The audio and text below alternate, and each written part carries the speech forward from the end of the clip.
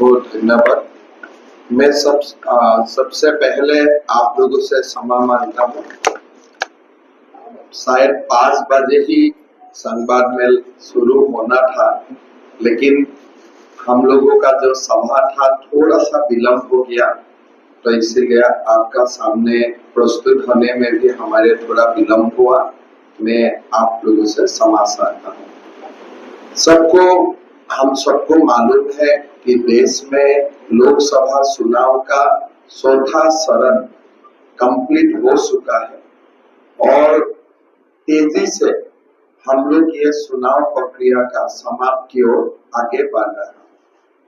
4 जून में देश का नया प्रधानमंत्री निर्वाचन होगा और हमारे पूरा विश्वास है कि 400 से ऊपर सीट लेके प्रधानमंत्री नरेंद्र मोदी जी देश का प्रधानमंत्री का शपथ ग्रहण भी करेगा। पिछली सारों चरण का जो चुनाव में सबसे जो बड़ा डिबेट, बड़ा मुद्दा कांग्रेस पार्टी ने उठाया कि 400 पार क्यों। उन्होंने ये प्रश्न चिन्ह कभी नहीं लगाया कि मोदी जी को 300 सीट मिले हैं नहीं मिले हैं, उनका कभी वो प्रश्न चिन्ह नहीं रहा। उनका जो मेन प्रश्न रहा कि 400 पार क्यों 400 पार। और ज्यादातर मैं जब जर्नलिस्ट से भी बात करता हूँ या कांग्रेस से भी बात करता हूँ या बाकी पॉलिटिकल जानकार लोगों से भी बात करता हूँ, सब यही पूछते हैं कि 400 पार हो जाएगा, मतलब मोदी जी का सरकार बनेगा, 272 से ऊपर होगा, 300 से ऊपर होगा, 399 तक जाएगा, इसमें किसी का प्रश्न नहीं है। अभी 399 से 401 2 सीट में ही प्रॉब्लम चल रहा है। 399 तो सब कुछ देके बैठा हुआ है कि 399 होगा ही, और 400 पार होने के लिए 399 से खाली 2 सीट चाहिए। और पूरा जो इकोसिस्टम का जो बहस चल रहा है टीवी में, मीडिया में, सोशल स्पेस में, भाई 400 पार नहीं होगा। ठीक है, 400 पार नहीं होगा तो 399 तक तो आप मानते हो ना। तो अगर आप 399 तक आप मानते हो तो बाकी तो भारत का जनता 2 सीट हमें दे ही देगा, उसमें कोई संदेह नहीं। 400 सीट से ऊपर हमें क्यों चाहिए? मोदी जी भारतवासियों से 400 सीट से ऊपर मांगे हैं और साथ में उन्होंने दो बातें पूरा क्लियरली बोला है कि हमारा देश को बाय 2047 हमें एक डेवलप नेशन बनाना है और उनका शुरुआत अभी से हमें करना है। और हर जगह से शुरुआत भी हुआ है। वर्ल्ड का 5th इकोनॉमी हम लोग बन चुका हूं। By 2029 we will be the 3rd largest economy। हमारा देश एक सभ्यता का देश है। We are not a nation state। हम लोग एक सिविलाइजेशन से जुड़ा हुआ हूँ। अगर आप इंग्लैंड का चुनाव होते हैं, अमेरिका का चुनाव होते हैं, आप विकास का बात ही करेगा। किस लिए?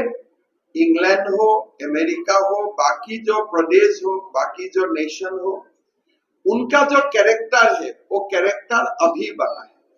लेकिन भारत का कोई भी चुनाव हमारे सिविलाइजेशनल वैल्यूज, हमारे सभ्यता और हमारे साथ जो नाइंसाफी किया गया था, ये सारे बातों का सरसा की बगैर भारत में चुनाव संभव नहीं है।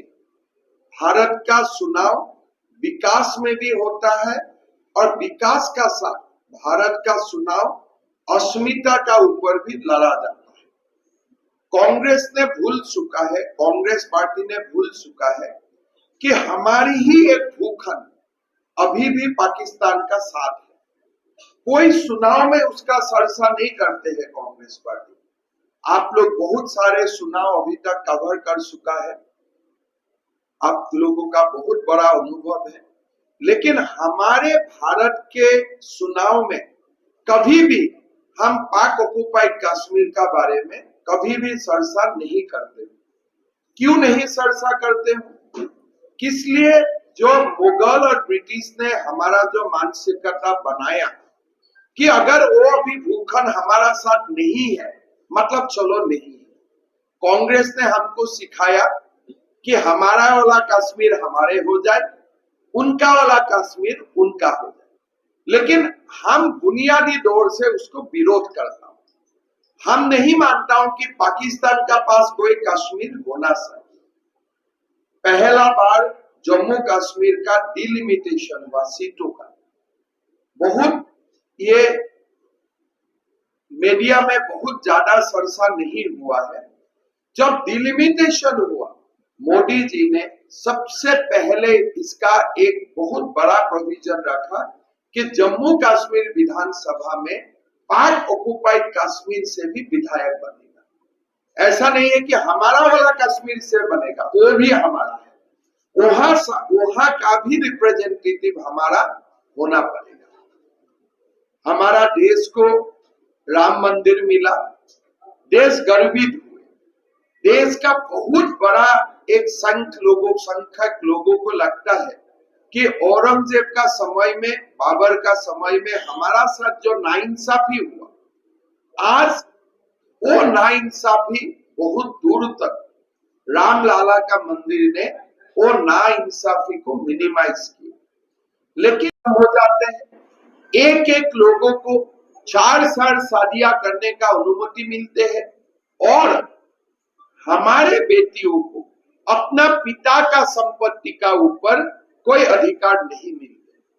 हमारा सेकुलरिज्म का जो परिभाषा है, ये हमें सिखाता है कि अगर मुस्लिम समाज में भी हमारे माताओं और बहनों का साथ नाइंसाफी किया गया है, उनको भी सुधारना पड़ेगा।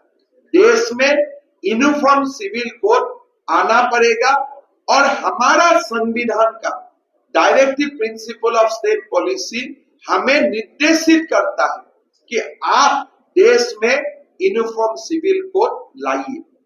आज राहुल बाबा एक संविधान हाथ में लेके घूमते हैं, लाल किताब में वो संविधान है, लेकिन भारत का जो संविधान है, जो ओरिजिनल संविधान है, हर पन्ने में राम और कृष्ण का फोटो है। लेकिन आज हमारे राहुल बाबा का जो संविधान है, जो मीडिया में दिखाते हैं, लाल है। हमारा संविधान कभी लाल नहीं था और लाल हो ही नहीं सकता है। चाइना का जो संविधान है वो रेड कलर का हो सकता है, हमारा संविधान का कलर रेड नहीं है। इसलिए हमें हमारा देश को कोई रिवॉल्यूशन से नहीं बनाया, हमने हमारा देश को सिविलाइजेशन से बनाया। हमारा देश का विकास, हमारा देश का आविर्भाव कोई रिवॉल्यूशन से नहीं हुआ है। हमारा देश का जो डेवलपमेंट हुआ है वो बुद्ध से लेकर महावीर जैन से लेकर वेद पुराण उपनिषद से आज हम यहाँ तक पहुंचा।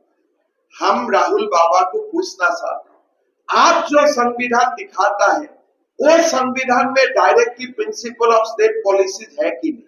अगर है तो आप क्यों बोला है कि मैं पर्सनल लॉ को स्ट्रेंथन करने जाऊंगा? आपने क्यों अपना घोषणा पत्र में बोला कि Congress will strengthen personal laws? इसलिए हमारा संविधान में लिखा हुआ है कि हमारा देश में पर्सनल लॉ हो ही नहीं सकता है, हमारा देश में शरिया का कानून हो ही नहीं सकता है, हमारा देश में यूनिफॉर्म सिविल कानून लागू होगा, यह संविधान में लिखा हुआ है। इसीलिए जब कांग्रेस बोलते हैं कि हमें 400 सीट से ऊपर चाहिए संविधान बदलने के लिए, हम उल्टा बोलता हूं, हमें संविधान को इंप्लीमेंट करने के लिए हमें 400 सीट चाहिए।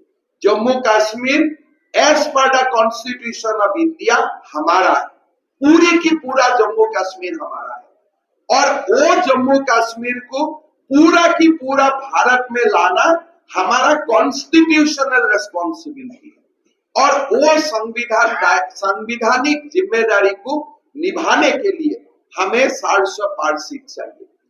हम यूनिफॉर्म सिविल कोड देश में लाना हमारा संवैधानिक जिम्मेदारी है। उनको रिफ्लेक्ट करने के लिए, यूसीसी लाने के लिए हमें 450 से ऊपर सीट चाहिए। हमारा देश का इकोनॉमी अमेरिका और चाइना से भी बाय 2047 ऊपर ले जाने के लिए हमें 450 से ऊपर सीट चाहिए। आरक्षण एसटी को मिले, शेड्यूल कास्ट को मिले, ओबीसी को मिले, लेकिन बैकडोर में मुसलमान को ना मिले।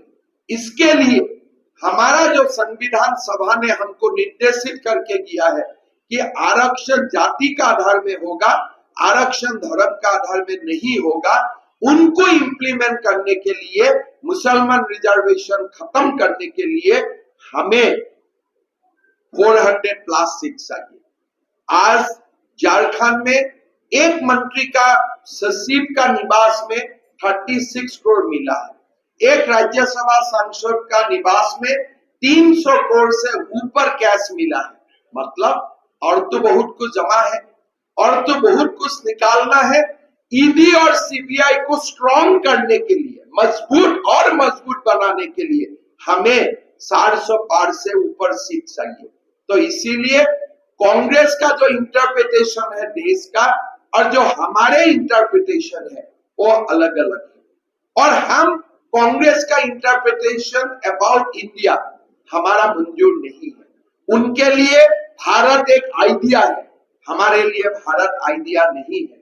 हमारे लिए भारत जननी जन्मभूमि है। हमें और उनका बीच में हमारा डिफरेंस है, और वो डिफरेंस को हम जनता का सामने लाने के लिए ही हमारा ये चुनाव अभियान है। बाकी तो मोदी जी को देश प्रधानमंत्री बना चुका है, बहुत कुछ करना नहीं है। सारों शरण में हम लोग भरपूर आशीर्वाद मिला। झारखंड में 14 सीट में हम लोग 14 सीट मिलने वाला हो, और झारखंड में आगे जाके नवंबर में डबल इंजन का सरकार की भी बने, उनका भी फाउंडेशन में देख चुका हूं। लोग वही मनसा लेके हमें लोकसभा में भी वोट दे रहा है, और एक वोट रिजर्व करके रखा है विधानसभा में हमें देने के लिए। आपको जो भी पूछना है पूछिए, मेरे से कोई प्रॉब्लम नहीं है। एकदम 100% पूछना है। हम तो हमेशा भी दीपक जी को बोला हूं, मैंने थोड़ा देर पहले, हिंदू को ठंडा मत करो। अभी थोड़ा हिंदू गर्म हुआ है, गर्म रहने बोला था ना दीपक जी ने। अभी मैं हेलीकॉप्टर में बोला कि अभी लोग जय जय श्री राम बोलना शुरू किया है बहुत सालों का बाद। ठंडा मत करो। हमारा जो सेकुलर लोग है ना, हमें ठंडा कर देगा। अरे बंद मत बोलो जय जय श्री राम। अरे आप नमाज बंद कर पाएगा? जब तक लोग बोलते हैं। आज मैंने एक कलकत्ता में एक इंटरव्यू देखा, इंडिया टुडे का, एक मेरा बहन ने लॉकेट चैटर्जी को पूछ रहा था कि आप राम का सलवार, राम का सद्दर आप क्यों पहन के रखा है? किसी का हिम्मत है पूछने के लिए जाके कोई मुसलमान को, क्यों आप नमाज का टोपी क्यों पहन के रखा है? किसी का हिम्मत है वो? तो अभी हिंदू जागा है बहुत सालों का बाद। तो हिंदू का आवाज कम मत कीजिए, because Hindu will build this nation. ये हिंदू का देश है, 5000 सालों से ये हिंदू का देश है, और हिंदू ही भारत को गौरवशाली बनाएगा। इसलिए भारत पाकिस्तान का जब खेल होता है, कोई हिंदू पाकिस्तान के लिए ताली नहीं मारते।